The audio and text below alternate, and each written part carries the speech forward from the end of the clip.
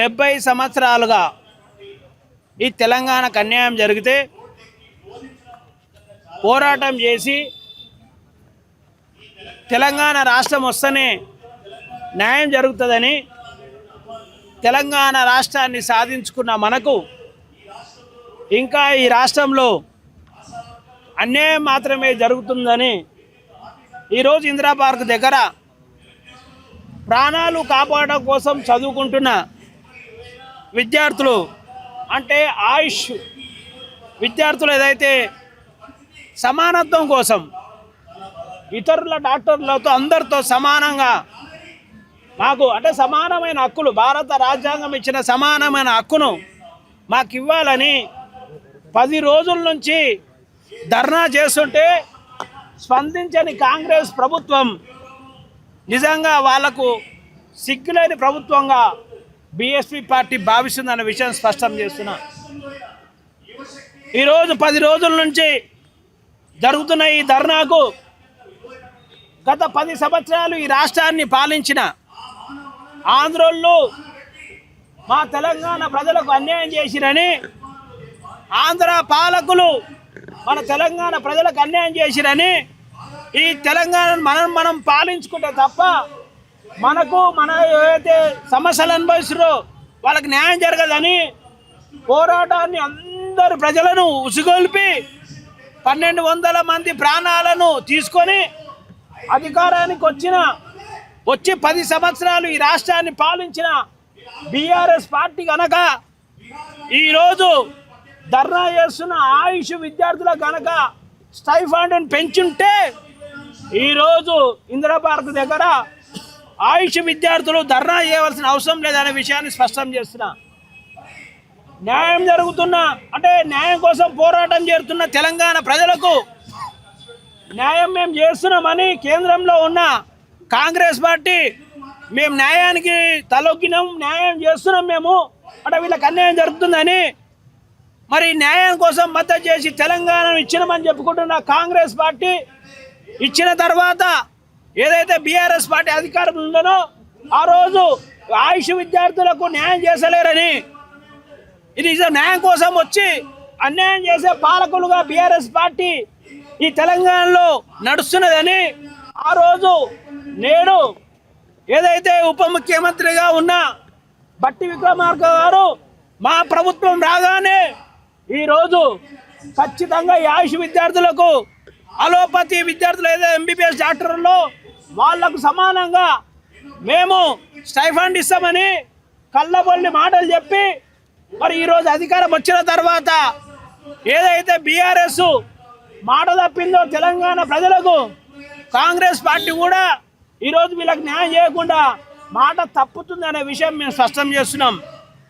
BSP party demand ఏంటంటే కాంగ్రెస్ పార్టీకి ఒకనాడు మీరు బీఆర్ఎస్ పార్టీ తప్పుడు పార్టీ అని మాట మీద లేని పార్టీ అని ఈ తెలంగాణ ప్రజలకు న్యాయం కోసం ఏర్పడిన ప్రభుత్వం కాదది కేవలం అధికార దాహంతోనే ఈ తెలంగాణ పోరాటాలు చేసిరని విమర్శించిన కాంగ్రెస్ పార్టీ కూడా అదే మాటను అంటే అదే చెడును అదే అపరాధిని అదే మాట తప్పిన పద్ధతిని ఈరోజు కాంగ్రెస్ పార్టీ మరి తీసుకోవాలని ఆలోచన చేస్తే మరి మీరు కూడా అదే పని చేయండి.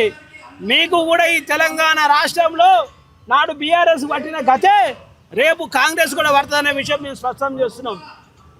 ఈరోజు బీజేపీ పార్టీ దేశాన్ని పాలిస్తున్న బీజేపీ పార్టీ 8 మంది ఎంపీలు ఉన్నారు. 8 మంది ఎంతమంది 8 మంది ఎమ్మెల్యేలు ఉన్నారు. అవునా కాదా? అయితే నేనేమంటున్నా అంటే భారతదేశ వ్యాప్తంగా భారత రాజ్యాంగం చెప్పిన అందరికీ సమానం అనే కోణంలో మరి అన్ని రాష్ట్రాలను కట్టడి చేసి అందరి విద్యార్థులకు అలోపతి కానీ ఆయుష్మాన్ వీళ్ళందరూ కూడా సమానంగా చేసే హక్కు అధికారం మీ దగ్గర ఉన్న చేయకపోవడం అంటే మీరు కూడా ఈ 2 పార్టీలకు మద్దతు తెలిపి ఈ పేద ప్రజలను ముఖ్యంగా బడుగు బలహీన వర్గాలు ఎక్కువ మంది ఇంట్లో ఉర్రు అనే ఆలోచనతోనే న్యాయం చేయొద్దనే ఆలోచన మీరున్నారనే విషయం కూడా స్పష్టం చేస్తున్నాం. బీఎస్పీ పార్టీ ఒకటే డిమాండ్ చేస్తుంది. అసెంబ్లీలో బీఆర్ఎస్ పార్టీ 37 మంది ఎమ్మెల్యేలు ఉన్నారు, ఎంఐఎం 7 మంది ఉన్నారు. బీజేపీ 8 మంది ఉన్నారు, కమ్యూనిస్టులు ఒకరు ఉన్నారు. 55 మంది ఎమ్మెల్యేలు అసెంబ్లీలో నిలబడి ఒకటేసారి లేచి అందరు విద్యార్థులకు సమానమైన వేతనం ఇవ్వాలి అని అంటే, స్టైఫండ్ ఇవ్వాలంటే కాంగ్రెస్ పార్టీ ఇవ్వాలి అంటున్నా. అంటే మీరు కాంగ్రెస్ పార్టీతో కలిసిపోయిరా? కేవలం బయటకు వచ్చి మాటలు వేరే మాట్లాడుతురా? ఒకసారి మీరు ఈ ప్రజలకు చెప్పాల్సిన అవసరం ఉందనే విషయం కూడా స్పష్టం చేస్తున్నా.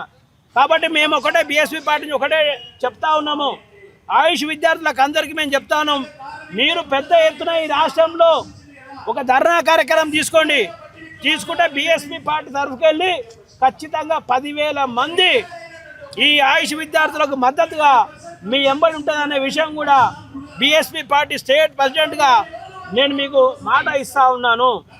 అదేవిధంగా రెండో విషయం చెప్తున్నా, చాలా సందర్భాల్లో నేను చెప్పిన, ప్రభుత్వ పాఠశాల చదువుకుంటున్న పేద విద్యార్థినులకు టాయిలెట్లు లేవు, ఊకటోళ్ళు లేడు, కడిగటోళ్ళు లేడు, అసలు టాయిలెట్ కంట్రోల్ చేసుకొని చదువుకునే పరిస్థితి లేదు.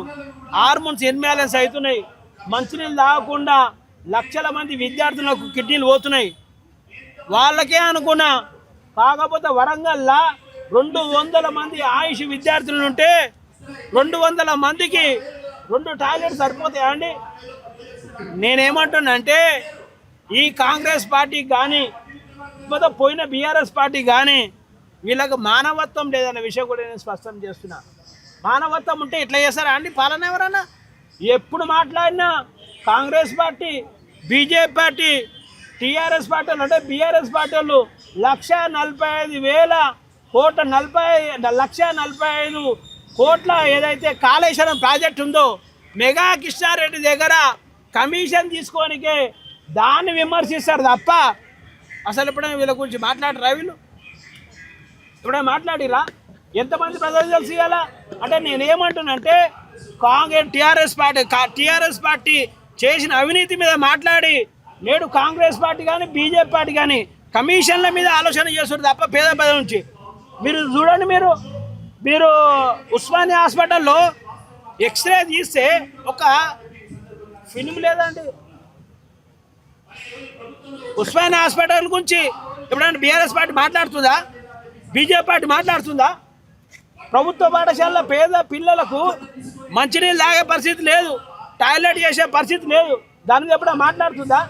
విద్యార్థులు ఇవ్వాలా బీఆర్ఎస్కి వెళ్ళి గ్రాడ్యుయేట్ ఎమ్మెల్సీ గెలిచింది కదా మేడం, ఆమె అవునా? పివి నరసింహరావు గారు కూతురు ఎక్కడ పోయింది ఆమె? ఇవాళ ఆమె రావాలా కదా? అంటే ఇవాళ మళ్ళీ పోటీ చేయాలన్న వాళ్ళేమో వేది మీదకి వస్తారు. ఏమా ఇక్కడికి నిజమా కదా? పోటీ చేయాలనుకుంటే వేదిక మీదకి వస్తారు, కానీ పోటీ చేసి గెలిచిన వాళ్ళే ఉన్నారు. కాబట్టి అంత మోసపాలన తెలంగాణ జరుగుతుంది. కాబట్టి ఈ తెలంగాణలో బహుజన రాజ్యం రాకపోతే ఈ తెలంగాణ ప్రజలకు న్యాయం జరగదనే విషయాన్ని మేము స్పష్టం చేస్తూ మరి కాంగ్రెస్ పార్టీ సీఎం గారు తక్షణమే స్పందించి మరి ఏదైతే అలోపతి ఎంబీబీఎస్ డాక్టర్లు ఉన్నారో వాళ్ళకు సంబంధించి ఎంతైతే స్టైఫండ్ 60,000 చిల్లర ఉందో ఆయుష్ విద్యార్థులకు కూడా 60,000 చేయాలని, సమానమైన మీరు పాత్రను పోషించాలని, అదేవిధంగా మరి ఎంబీబీఎస్ డాక్టర్లు కూడా వీళ్ళు కూడా మీ తోటి విద్యార్థులే, మీకు న్యాయం జరిగినట్టు వాళ్ళు కూడా వస్తారు. ఈ దేశంలో మైనారిటీ మెజార్టీ అని ఉండకూడదు. మీరు ఎక్కువ మంది ఉన్నారు కాబట్టి వీళ్ళ వద్దు అని, మీకు ఎక్కువ వస్తుంది కాబట్టి వీళ్ళకి న్యాయం జరగొద్దని భావన విద్యార్థులుగా మీది కరెక్ట్ కాదని, మరి ఎంబీబీఎస్ విద్యార్థులు కూడా వాళ్ళు కూడా ఈ ధర్నాల్లో పాల్గొనాలని బీఎస్పీ పార్టీ వాళ్ళకి రిక్వెస్ట్ చేస్తూ సెలవు తీసుకుంటాం. జై భీమ్, జై భారత్.